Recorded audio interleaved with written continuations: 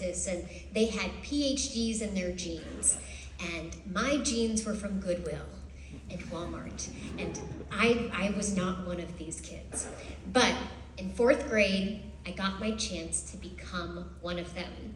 This was when they administered the Smart Kid test. And I'm sure it was called something different, but that's what us kids called it. And this was the test that you could take to get into the accelerated program for gifted students, okay?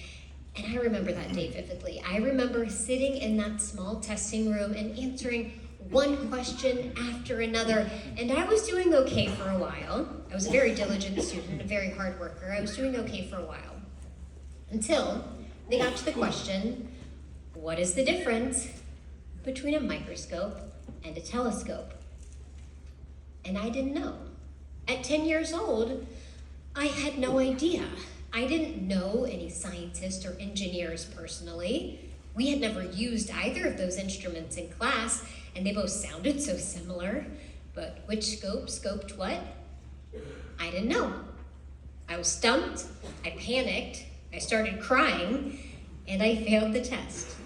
And I never did test into the Smart Kid classes. In fact, I had a middle school science teacher suggest that I wouldn't be a good fit for honors science in high school. Well, I didn't listen to her, and a few years later, I'm graduating at the top of my class with a 4.0 from WVU in mechanical and aerospace engineering, and headed to arguably one of the best engineering schools in the world to major in aeronautics and astronautics. Not bad for a kid who was a bad fit for honor science in high school. And I want to tell you all this because throughout life, you will meet peers, you will meet people who have more resources than you. Maybe their family has more money, more connections, more experience. But I want you to know that just because your foundation may be lower, your ceiling can be higher. For me, I think the way that I made it from A to Z is because of this.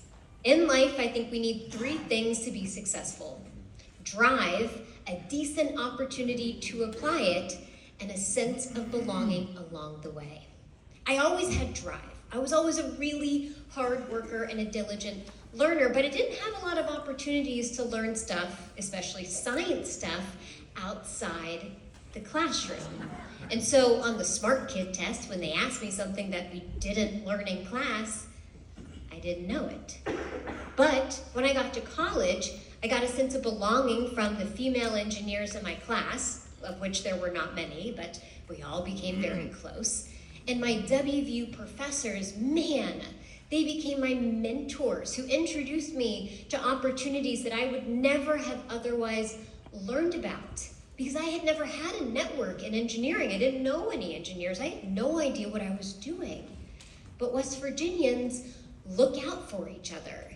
And my WVU professors I credit them so much for the success that I've seen in life.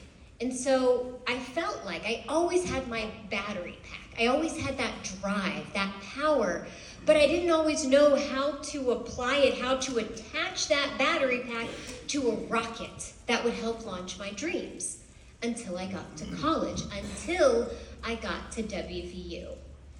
So in life, I think drive can be found everywhere, but opportunity, it's often elusive or unevenly distributed, and a sense of belonging, well, that is the hardest of all, especially if you don't look like the people in the rooms that you occupy. But now I want to answer a couple of questions that I always get. One is that if I didn't know any scientists or engineers, how did I choose to go into engineering?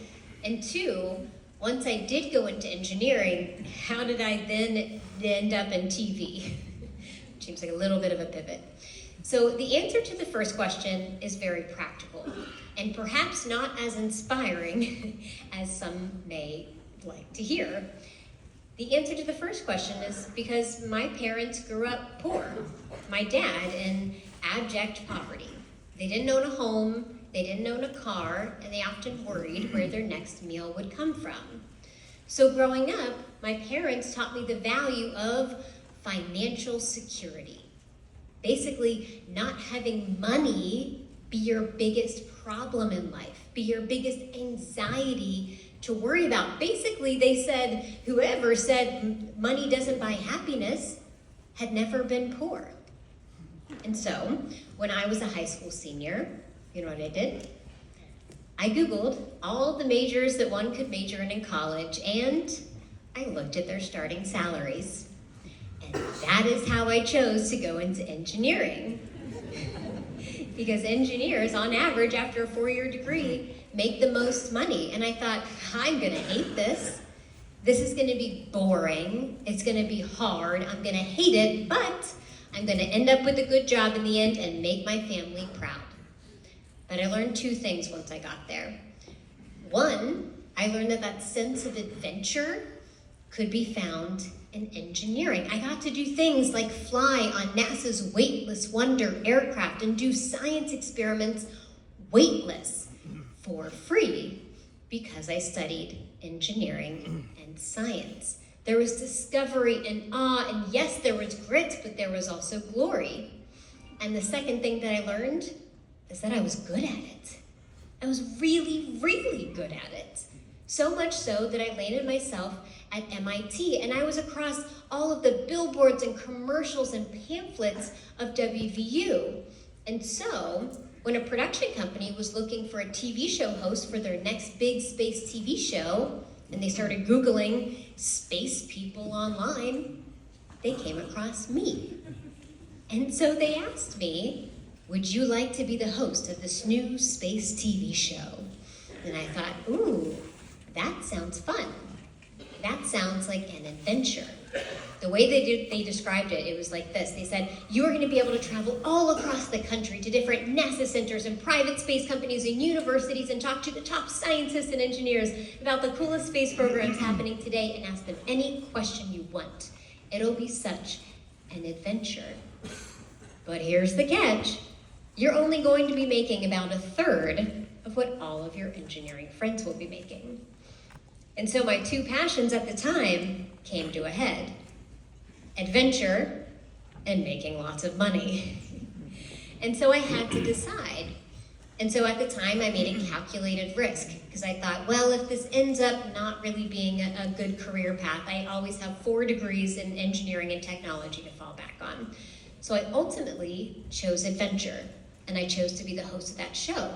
And unbeknownst to me at the time, but by doing so, I became the first woman in the United States to solo host a science show. And that brought this new type of representation that nobody had ever seen before. And we started getting letters from people watching our show, not just saying that they were fans of the show, but they were grateful for the show. Because it was the first time their daughter had seen a female version of Bill Nye on their TV screens. And all of a sudden, when a little girl sees a woman talking about science and technology and space, it makes all of that stuff feel a little bit more relatable to her. Like she would belong in those fields. It creates and fosters that sense of belonging. And all of a sudden, that transformed my adventure to something more. It wasn't just an adventure, it was a mission. There was meaning behind the work because now all of a sudden I was becoming the role model that I needed as a child. And boy, did that feel like magic, and that became my new North Star for everything that I did. I created science books with little girls in mind. I started doing more public speaking, talking to audiences about my love of science and space. I did more TV, but what I really wanted to do was supersize the impact that I saw with Exploration Outer Space. Because while I love Exploration Outer Space, it's an educational show on Saturday mornings only in the United States. So its reach, and therefore its impact, was limited. And so I started pitching large science shows to large science networks that would have worldwide impact and worldwide reach. But unfortunately, in my Hollywood pitches in these big science network meetings, the feedback was relatively the same. They would say, Emily, we love you. You have a great background, great educational background, great track record, but the vast majority of the people who watch our network are men. And we just don't think they're going to relate well to a solo female host. And in one particular meeting, they asked, oh, this show is great, the network loves you. They asked, do you have a boyfriend or something who could co-host the show with you? Not, do you also know a guy who has 4 degrees in engineering and went to MIT and also just so happens to be an Emmy-nominated science TV show host? No. They asked, do you have a general male blob you could put beside you to make you a little bit more palatable to our audience? And in another meeting, I was talking to a producer who was casting for this big space TV show, and they already had a really great male presenter attached to it. And he was fighting the network. He was saying, you guys, I really want to get a female co-host to host alongside him so that we can bring in our female audience. Because as we know, we only bring in male audiences, and women, you may not know this, make up half the population. And you know what the network said? They said, no, unless you can find a woman who is an astronaut to be the co-host. And when he was telling me the story, I thought, oh, well, was the male presenter, was he an astronaut? Because that would make sense. You'd want it to be equal. That would be fair. You'd want parity there. What do you think the answer was? No, he wasn't even a science TV show host. Had no background in science or engineering, just a general male presenter. And so in my field of science Hollywood, to have the same merit as a general male presenter, a woman must be an astronaut. This was a few years ago, and somehow now, if this happened again, I suspect they would find a way to move that bar even higher. And so after about 5 years of pitching and failing and pitching and failing in this Science Network for Adults field, we made a pivot. And instead, I started pitching science shows for children. And to my surprise, that worked a little bit better.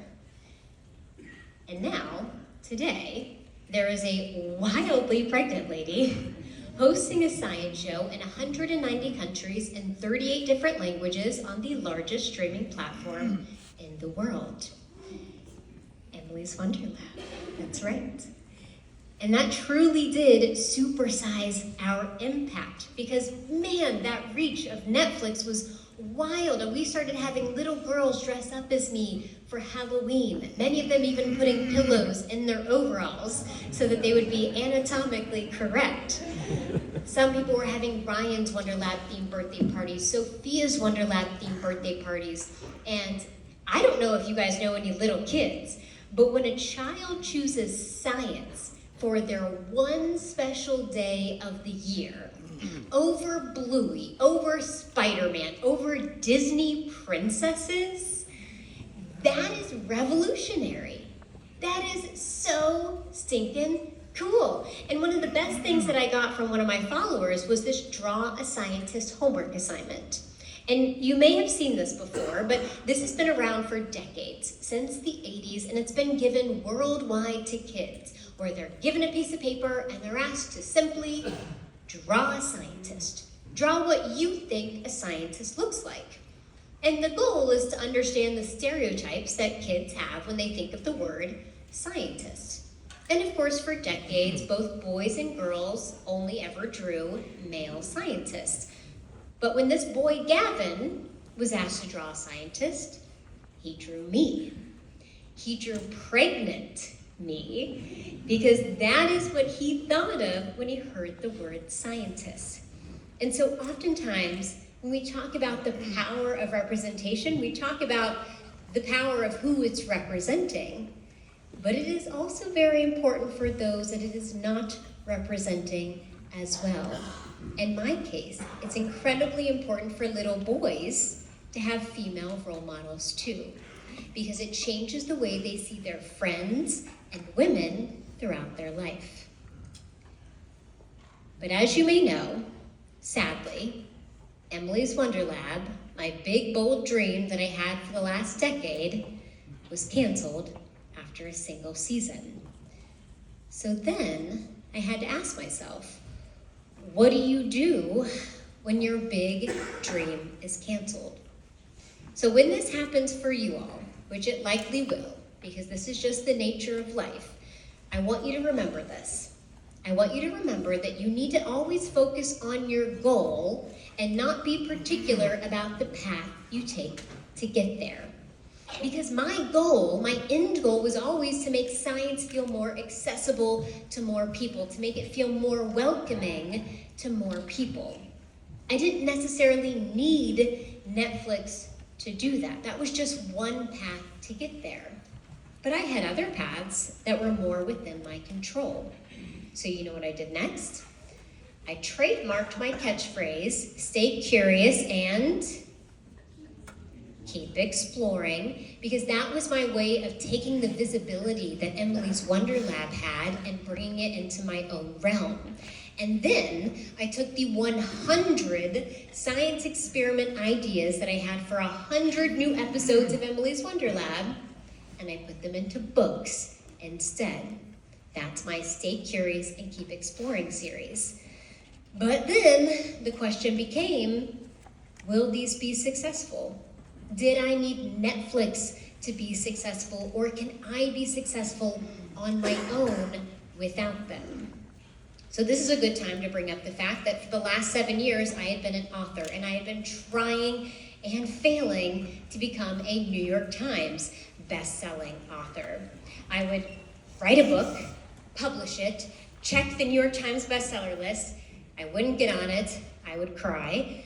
And then I would learn how to become a better author, a better salesperson, and learn more about the New York Times. So I try, fail, iterate, try again, fail, iterate, try again, fail, iterate. And when this happens to you, because when you set big, bold goals for yourself, it will take a lot of failures along the way to get there. I want you to do one thing. This says, our 7th book doesn't make it on the New York Times bestseller list. Our 8th book doesn't make it either.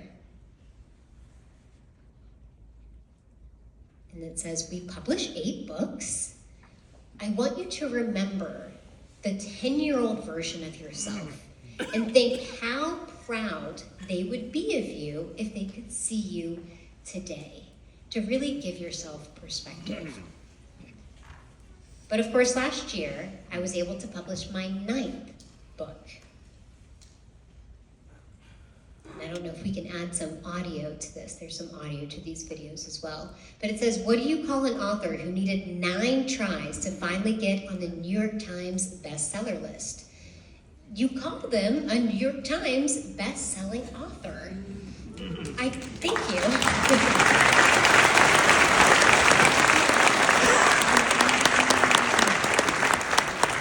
You guys are so cute. So I got this phrase from my father-in-law, who has a son who was nervous about taking the bar. And he said, son, don't worry about it. Do you know what they call someone who needed 9 different tries to pass the bar? You call them a lawyer. You call them a lawyer, because your future self will be grateful that you just kept going, that you didn't give up. It won't matter if it takes you a little longer. It won't matter if you fail along the way. Your future self will be proud of you that you just kept going. Now, after the books came out, I thought, okay, so I did that. What's next? I can no longer be reliant on networks for my success. They are unreliable. They're unreliable. So instead, what I did, I found myself in a very privileged position. I took all of the money that I made from my 2 books, and I created and paid for my own show, my own science show. So I took each of those 100 science experiments and I turned them each into an episode themselves. And I turned it into a show that I launched on YouTube called Emily's Science Lab. It looks a little bit like this.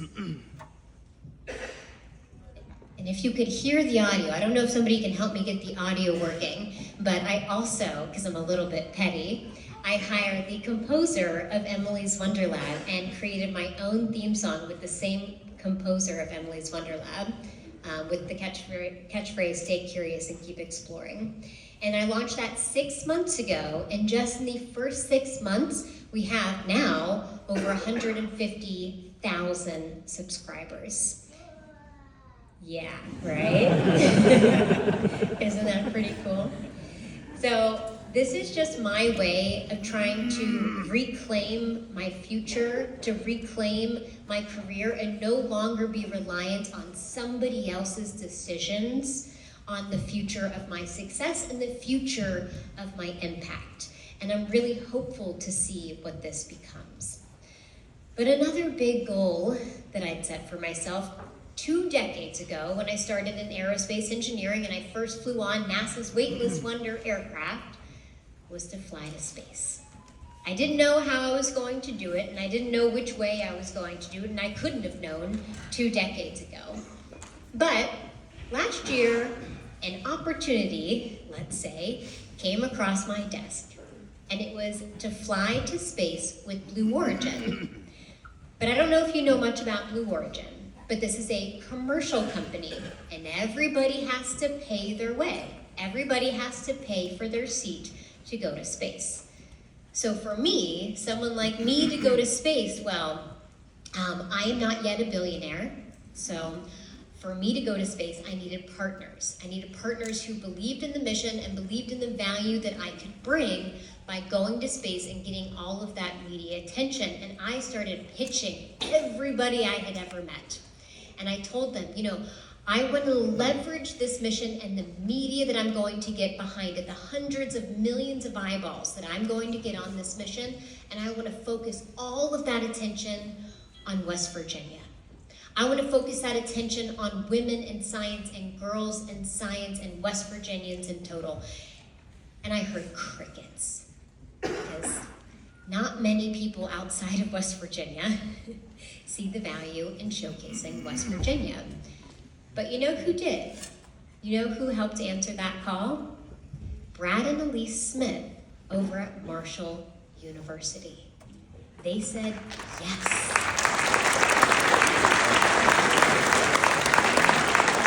And because of them, the 100th woman in space is a West Virginian, a West Virginia girl. How cool is that? How amazing is that?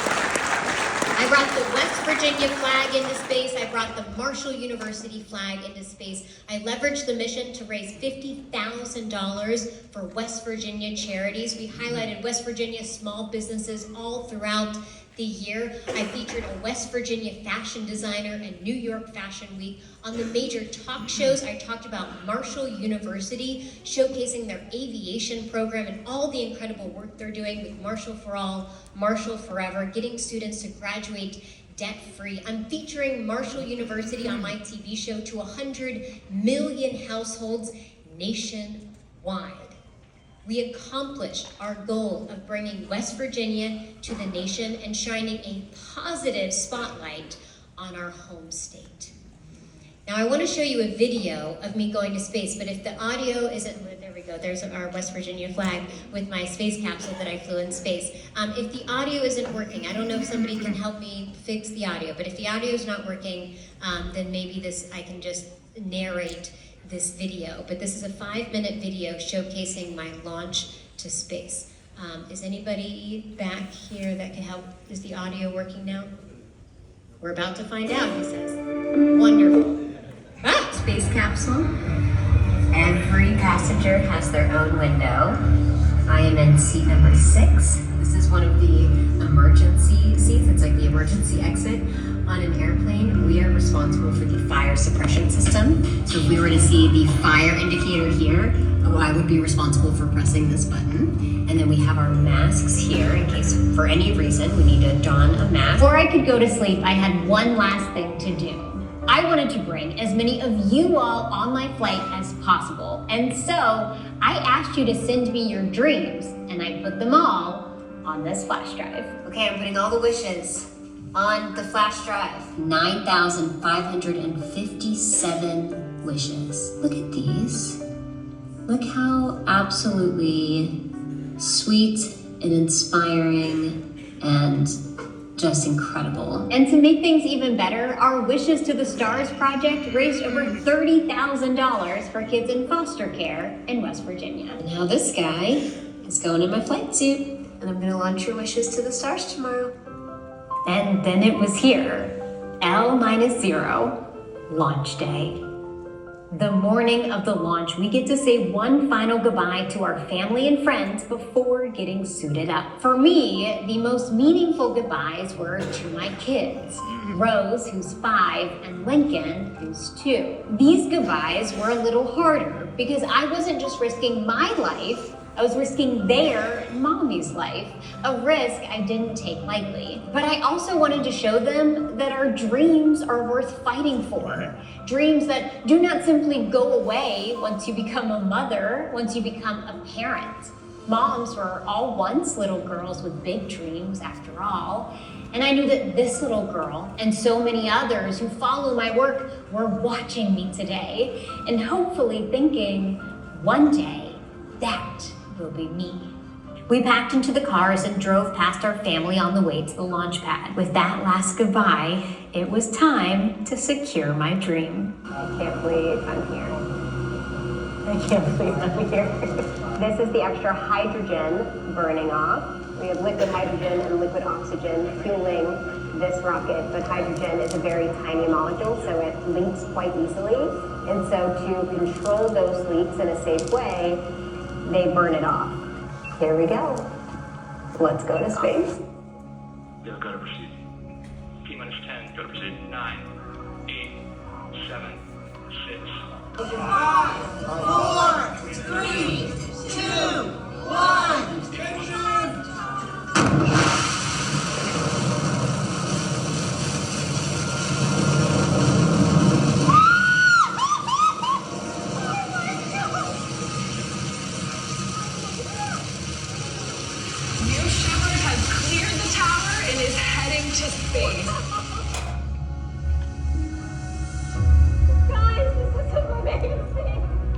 As I watched the earth fall below me, I thought of all of my family and friends who helped get me here.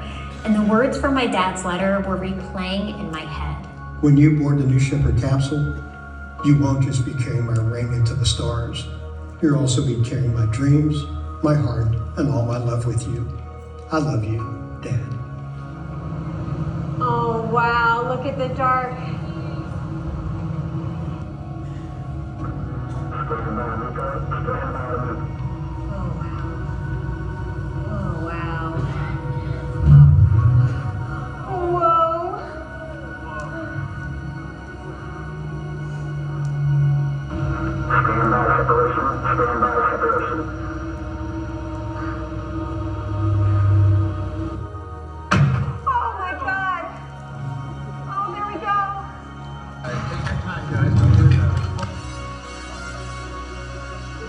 The booster coming back down to land to be reused on a future flight.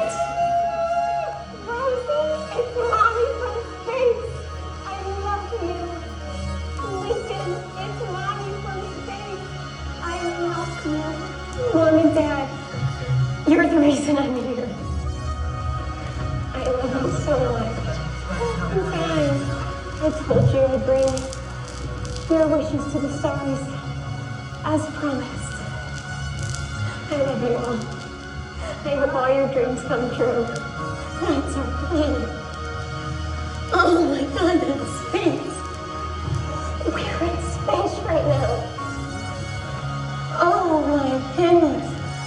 Oh my goodness. Oh, this is beautiful. Our plan. Reach. Foot.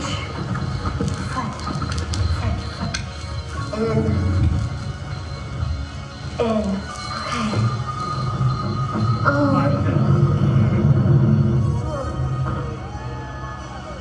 6, 6, and 5, and buckle.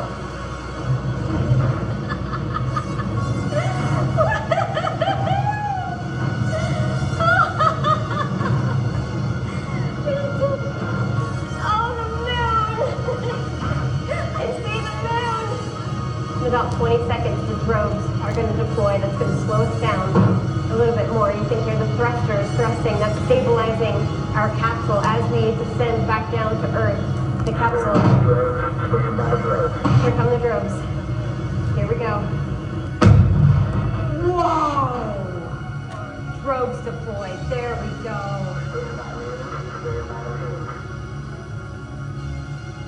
Amazing.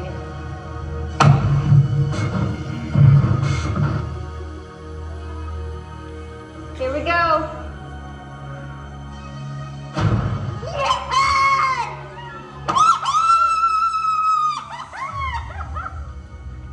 Here we go, our drones.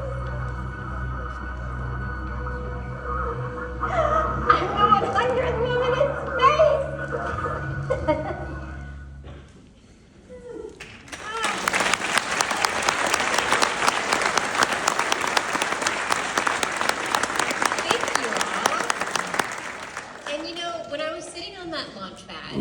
To achieve the biggest dream that I have ever dreamed for myself, I was thinking about the 10-year-old version of myself and how she thought that she needed to be the smartest kid in the room to be worthy of a life full of adventure.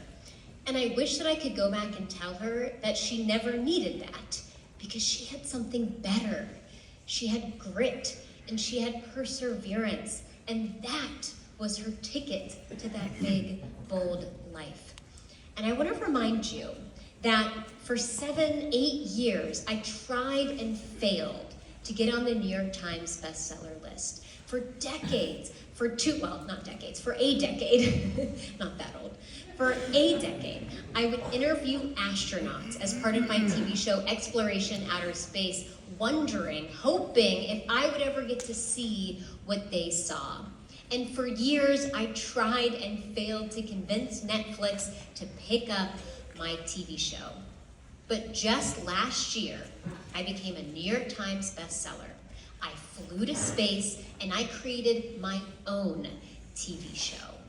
And so I want you to remember this. It takes years and years to be an overnight success. Thank you all so much, and I'm happy to answer any questions that you all might have.